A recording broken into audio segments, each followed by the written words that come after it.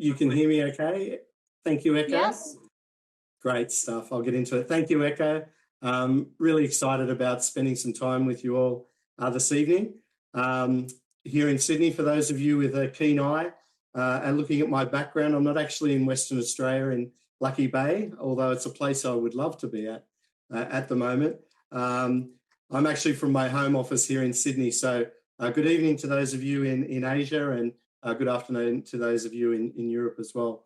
As Echo said, I'm the CEO at ASAP Plus, and we're a digital business which is passionate about helping non-Chinese and foreign brands really engage with the Chinese consumer, whether that be in the mainland China or for travellers exploring all throughout the world. And I thought I'd kick off the webinar this evening with really, I guess, a dose of reality around where we're at. And I think in the one sense, it can be kind of overwhelming looking at where IATA think that we'll be at for the next couple of years. But I guess in these unprecedented times and with this backdrop, that's really where we are. However, I wanted to kind of contrast that a little bit with what's happening in China right now. It's a challenging time, and it's been a challenging time, but there's a number of really exciting initiatives going on. The first one is one that China Eastern have really embarked on with their Fly As You Wish deal. So that's a capped 3,001 ticket that you can travel anywhere domestically for the next 6 months. And already 100,000 of those passes, or over 100,000, have been sold. And there's a number of others that are starting to do the same thing. Search traffic is spiking again. Chinese consumers, Chinese people are interested in traveling. Ctrip itself has seen a 500% spike in travel volume just over the last few months. Trip.com Group's own report has seen that over 4,000 travel agencies have launched domestic travel products on its platform. So although there's the backdrop of international travel, there's some green shoots we see and positive indicators on the horizon in China. Alongside that, we also know there's a new reality. And so we see how travel brands are really responding to the expectations of travellers and Chinese travellers in particular around safety. Safety's always been forefront for any Chinese traveller, but the brands that are really thinking forward here are now starting to incorporate some of that communication and brand messaging in what they're doing. And we have some examples of Emirates' COVID-19 travel insurance guarantee, and also the Accor All Safe concept. And I thought the last thing before we got into the nuts and bolts of WeChat was to ask ourselves the question, is there real pent-up demand for travel? And in this example of travel to Hainan, we've seen a huge amount of flights that have been through the Sanya Phoenix Airport in July, over 12,000. We see that in that area, there's more passengers being carried now than some of the pre-pandemic records that were being set previously. And for those of you that are keen followers of social media, I was looking at some video today of travellers in that area, and there's a real excitement and a real kind of release that they're finding in being able to travel. And so we really see that there's some green shoots here, and that there's that pent-up demand which could exist for international travel as well as these unprecedented times start to normalise. One of the other things that I'd just like to really highlight is that continuous communication throughout this period has been crucial. And so during the COVID lockdown period in China in particular, Chinese consumers paid a special attention to brand communications. And this has just continued. So I would say that Chinese consumers are even more engaged digitally than they were in the past. We see that with the frequency of live streaming, which has now just become such a huge phenomenon, not only in WeChat, but right across so many social platforms and e-commerce platforms in the first half of 2020. We see that China's online sales have reached new records through this period, an increase year on year. We've seen that physical goods sales have also seen the same. And so what that tells me is not only do Chinese consumers want to travel, but they also want to interact digitally, and they also want to purchase and convert. So with that backdrop, what we've done is we've looked at the different travel platforms, platforms, social platforms that are really popular here. And we've just listed out 4 there. And here's some statistics about the different usage on those platforms. For us, the standout platform is always WeChat, because WeChat is that real true lifestyle platform. It's said that Chinese people wake up with WeChat and go to sleep with WeChat as well. And for those of you that aren't on WeChat, for those of you that are listening to this saying, what is WeChat? This is probably an education that your brand needs to really undertake to understand the Chinese consumer and Chinese consumer behavior. WeChat, in my opinion, is the world's most powerful app. And so as we look at WeChat, we look at what a lot of brands have done in really establishing their WeChat presence. And they've done a good job. WeChat is hugely popular. WeChat is hugely engaging for a lot of brands. And so I guess through this period, we've been thinking in particular in the travel category, how would you go from WeChat 1.0 to WeChat 2.0? What is that checklist that you need to look at? Where do you need to see what you're doing at the moment and how you could optimize and really engage with your audience in better ways? And so I guess there's 4 areas that we're going to kind of talk about this evening. The first one is really talking about content itself. So a little bit of a refocus here, because obviously obviously nobody's getting in planes coming to destinations right now outside of China. And so how do we refocus our message? How do we get the kind of hygiene right? So how do we get things like our menu structure and our whole user experience, initial consumer experience right? How do we improve the functionality? In this period of time, have you looked at what the functionality that you've incorporated into your brand's WeChat experience? Are you taking lessons and are you able to really leverage all of the features and functions that have been released recently with WeChat? And then the last thing I guess we were just going to explore a little bit is developing your own sales channel and this concept of travel retail. Chinese travelers not being able to travel to Europe for this season's purchase of latest brands. Well, how can we do that cross-border? What are some ideas around that? So the first area is around this area of content communication. And we're seeing that the leading brands are really starting to craft and keeping on crafting informations which are really inspirational and aspirational, with an element of welcoming and safety in there as well. This is a message from New Zealand, is a great campaign which has been recently in play. I must say, New Zealand Tourism are not a customer of ours, but really admire the work that they're doing in terms of opening their arms, as it is, letting the Chinese traveller know that they're here, ready, waiting, welcoming, and really having them dream of a future that really welcomes them to their destination.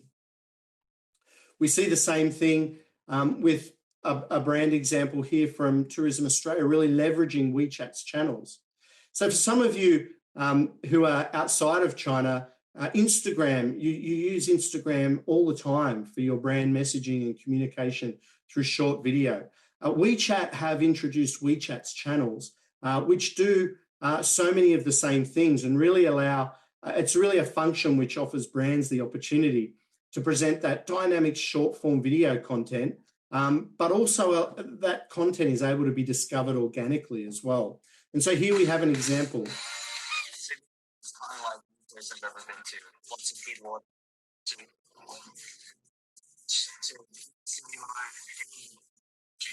Sydney is a bunch of different cities.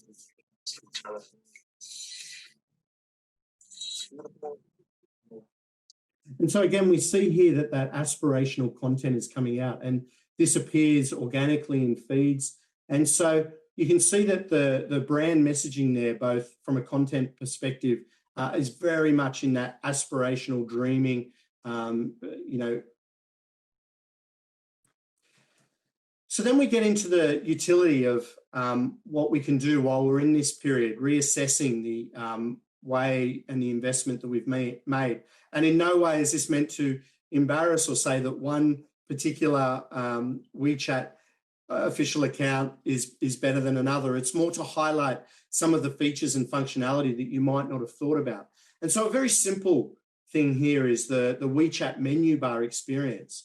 And so you see that the example on the left here has limited menu functions. So the WeChat articles are there. They look great. There's content that is engaging and interesting. But the ability, that utility for a consumer to be able to engage with the channel is limited. The middle example has no menu set up at all. It's the default. And one of the things that we would say is take a fresh look at your WeChat official account. And during this period, look at what some of the leaders might be doing, or some of the more creative WeChat experiences might look like, and look at what your destination can do, or your brand can do. And so we see on the right here one which we think stands out, that has a comprehensive menu. It's very creative. It's playful, from Japan. It's a simple formula: book, inspire, and go for menu item 1, menu item 2, and menu item 3. But the content that pops up is interesting and relevant, talking about recent events, seasonal festivals. There's a level of engagement there, which we see as something that destinations and brands could really look towards from such a simple thing as revamping your WeChat official account menu bar. The next item on our checklist is to make use of auto response within WeChat. So the idea of being able to lead users to their desired content in an engaging and almost conversational manner. So everybody knows what a chatbot looks like nowadays, and people know that the most forward-thinking brands understand that consumers want to interact in the way that they do every day with each other, through conversations. And so using the auto response, which is a very cost-effective, easy to configure feature within WeChat, that allows you to prompt users to enter keywords to receive more information. We see the example here of prompting, what are you interested in? I'm interested in cuisine. And so then a link to restaurant content is offered, listing out, the best experiences in a restaurant. Similarly, the keyword shopping is typed in here by the consumer, and immediately they're prompted with a shopping-related article. Auto-response keywords are available right now, in a really easy and effective way to more deeply engage with your users and followers on WeChat, on your official account. We would say take it to the next step. Consider an AI-driven chatbot integration, which really guides users through a more rich experience, a richer experience, providing information at a much more deeper level. One of the things also that we see in kind of the checklist in looking to go from WeChat 1.0 to WeChat 2.0, which can be overlooked, is WeChat search. There's been significant work going on in the background with WeChat and the platform there. Tencent Big Data has done a lot of work in optimizing and really making WeChat search easy to use and easy to consume. And so you want to make sure that you've optimized your brand's content so that it can be searched easily and that your consumers can find that content quickly. Search is no longer an afterthought in WeChat. It's something that needs to be really central for your consumer experience. And so we would say consider that in your journey from WeChat 1.0 to 2.0. Alongside that is the WeChat brand zone. So many of you will be familiar with Baidu brand zone. Many of you will be familiar with the way that Google does this in the West as well.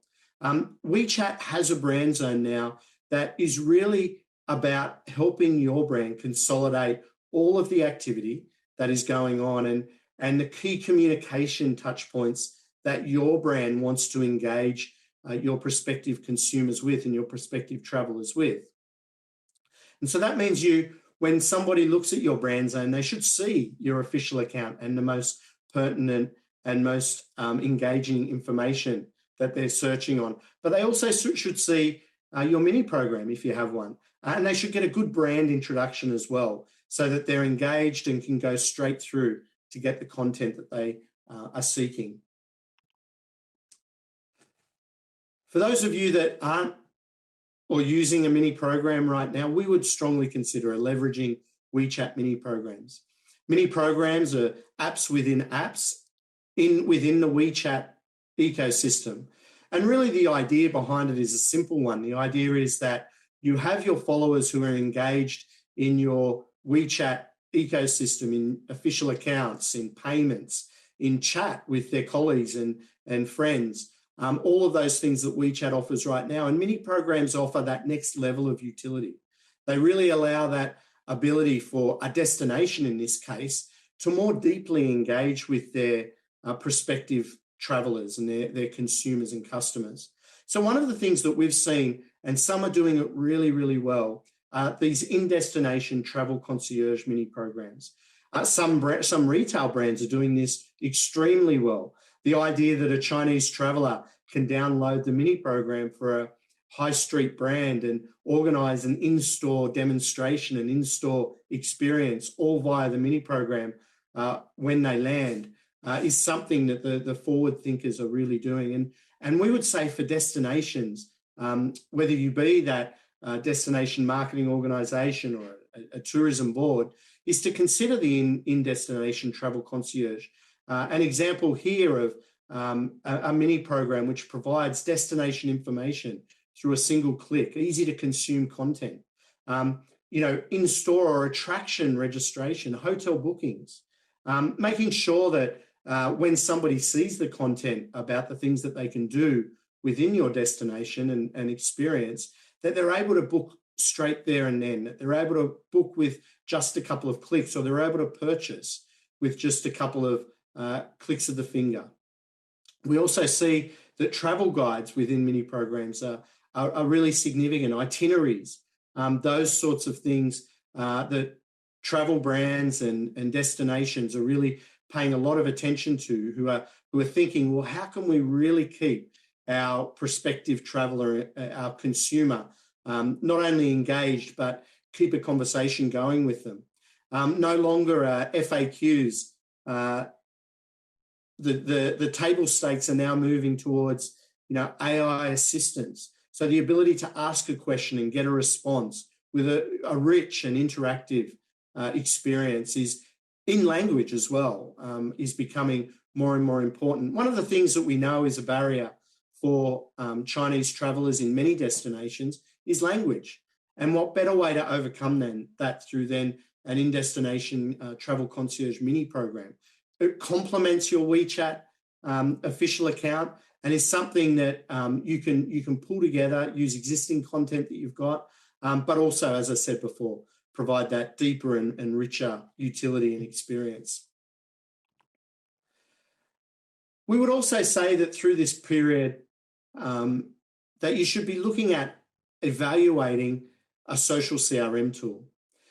So one of the things that a lot of the forward thinking, I guess, and leading WeChat brands on WeChat are doing is they've built their own, or they've tapped into a product which integrates into WeChat's own data ability to extract data, and we call that the social CRM tool that allows us to better understand audience and behaviors. And so going from just a follower and not really knowing very much about them to really understanding more about them, what city are they from? What sex are they? What's their occupation potentially? What are their interests? All the things that you would expect in a CRM program are becoming more and more mainstream also within WeChat. And so the ability to implement a social CRM tool is becoming more and more real, more and more. It's certainly affordable. It's certainly something that doesn't need to take a long time. It's something that is very much achievable for your brand. And so we would say at this time, when you're re-looking at your infrastructure, what is it that you're doing with all of that WeChat functionality? What is it that you're doing around mini programs? Add to that list, what is it that you're doing around social CRM? And as you're asking yourself those questions, ask yourself, does the tool, or do the tools that you are looking at allow you to segment your audience? Do they allow you to look at the different behaviors of your followers within your official account and on your mini program? Do they allow you to segment content pushes so that those that are interested in a particular region, potentially, those that are interested in a particular type of experience, can be pushed that content which is relevant to them? Obviously, you want to know your customer even better. So deeper insights and deeper audience insights are something that your CRM tool must be able to provide for you. And so a dashboard where you can look, whether you're technical or you're not, you can still get that information at your fingertips and be able to make advertising information so that every dollar that you're spending is more effectively spent. And so a social CRM tool alongside the other items on the checklist that we've talked about, we think is critical in your journey from WeChat 1.0 to WeChat 2.0. Finally, talk about the cross-border mini program experience. And so one of the things that we saw as restrictions came into place and Chinese travelers were no longer able to travel potentially, in summer to Europe, was that there was still a yearning need to buy this season's fashion lines. And so even though they weren't able to travel, even though they're not able to travel still in many cases, the ability to, or the yearning to purchase some of those latest fashion lines is still there. And so the idea of travel retail, the idea of being able to provide Chinese travelers an avenue to shop while still being at home is something that some of the leaders have really taken to and have started to do very, very well. So that doesn't just have to be in the retail sphere. That can be for travel brands that want to sell forward inventory. We've seen this in the cruise industry happen extensively, that people are booking, Chinese travelers also are booking well in advance. And the ability to settle those bookings cross-border is critical.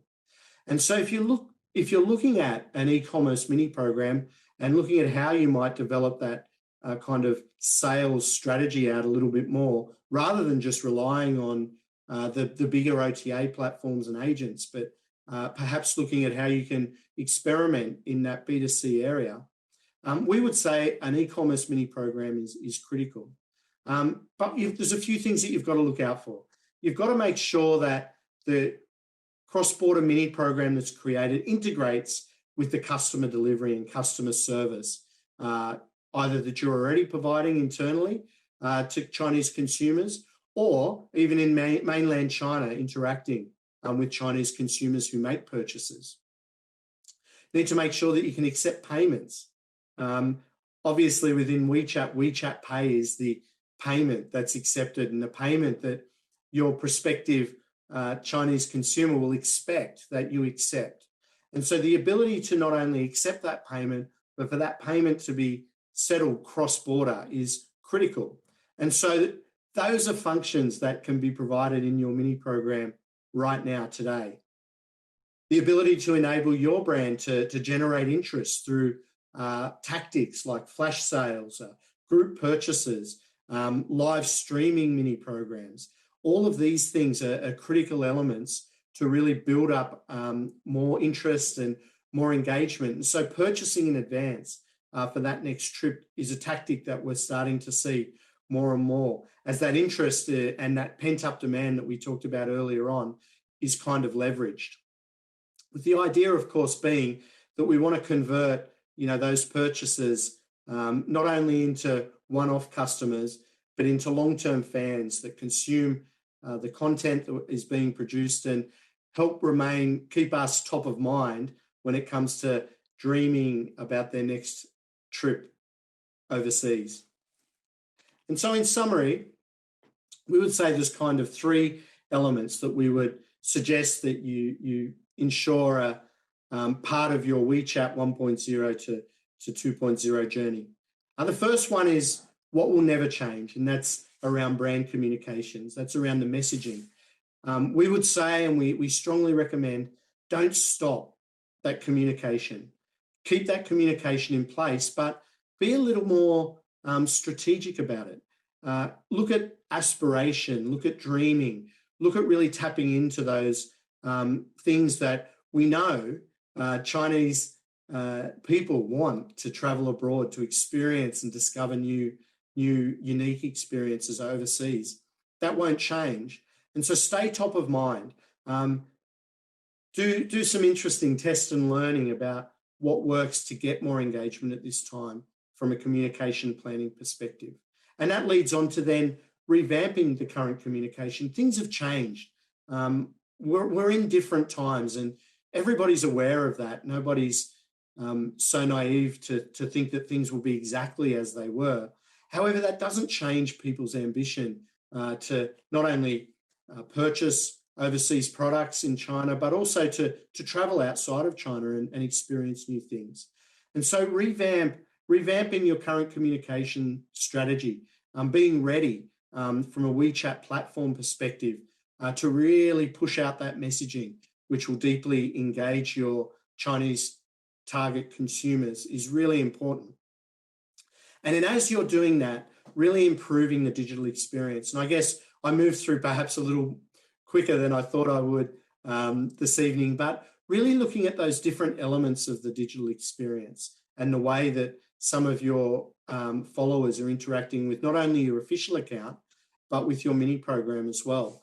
Some of those things maybe really seem quite simple, seem like hygiene, things like the menu bar experience, how your brand zone is laid out, how your search, how your brand is being positioned in search in WeChat. They may seem like, hygiene factors, but when was the last time you took a look? When was the last time you talked to your agency, if your agency is the one that's doing that work for you? When was the last time that you took a look at that? Have you considered some of the new features? WeChat channels are not really a new feature. They've been around for some time. But what's your brand doing? How is your brand really leveraging WeChat channels? What more could you do there? What about mini programs? What could you do there? Is there an in-destination concierge style? Is there a gamified experience that you can create around your brand for when we're ready to travel again, which we've seen with some of the brands? And then I guess lastly, we talked about the idea of that cross-border travel retail experience.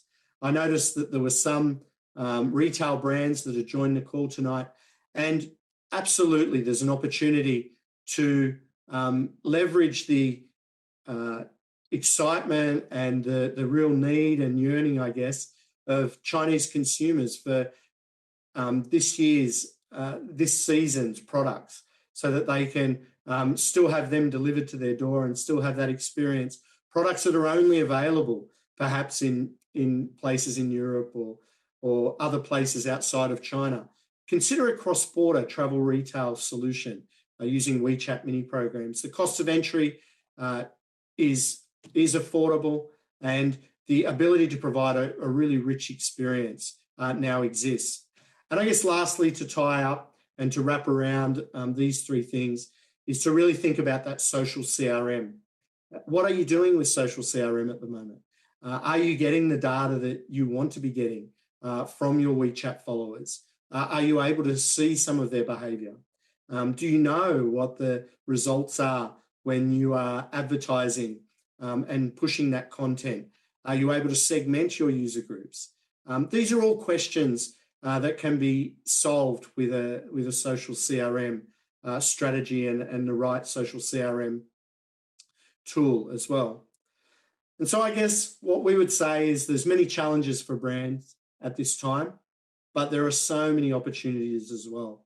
And we would highly recommend that you take this time, while perhaps some of the volume of travel is lower, to look at these three areas of your WeChat communications approach and your WeChat platform to really improve that digital experience and engagement with your fans. I'd like to thank you for your time tonight. I know that Echo's going to come back now, and if you've got any questions, I'll try my very best to answer those as well. Thank you very much.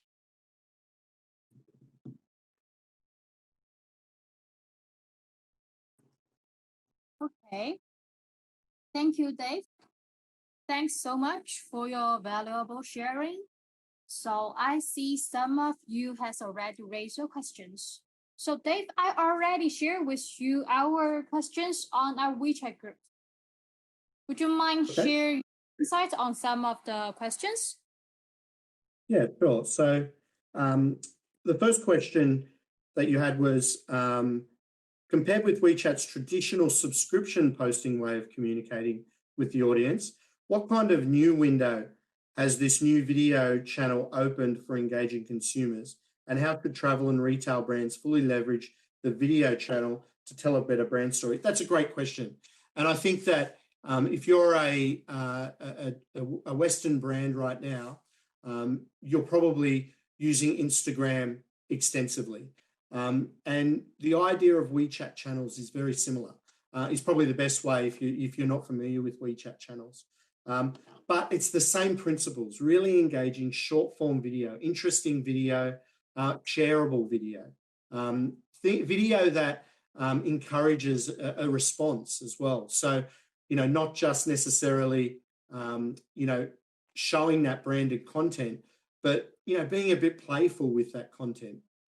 I know the example I showed you before with Tourism Australia, they do a lot of playful content around kangaroos and koalas and animals that's really engaging.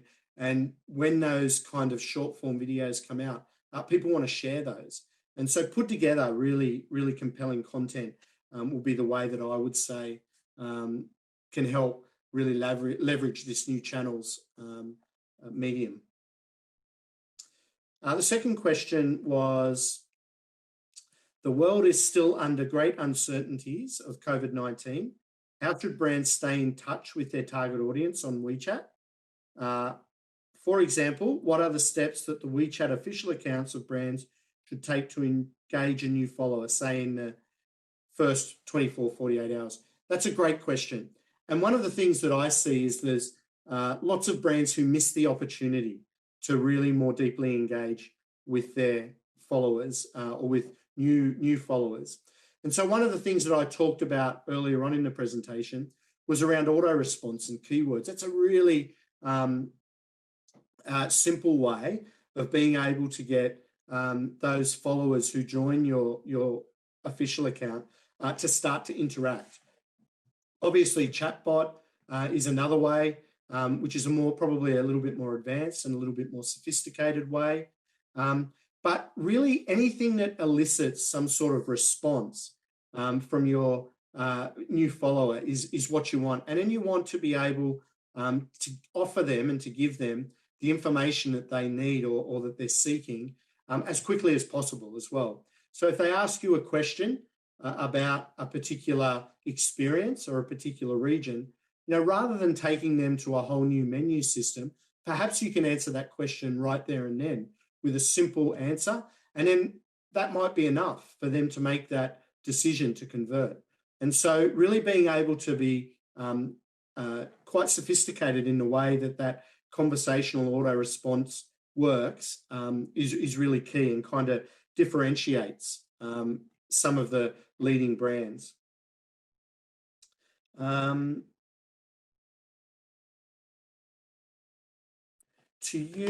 the next question I've got here, to use WeChat channel, need a personal account or WeChat has business account. So you can use, so for example, the example there was, I think I used Tourism Australia. So that's a business account. That's really in the same way that you have your official account, the same way you're then able to use channels. And obviously one of the things that's really key here is that the content can show up organically. Now, obviously there's algorithms in the background which are, pushing that content towards people who are potentially searching for that content or who have colleagues and friends who also follow that content. But the key here is that can organically show in your feed. And then you can share that, you can reshare that content as well. And so, that's one of the things that we really do recommend.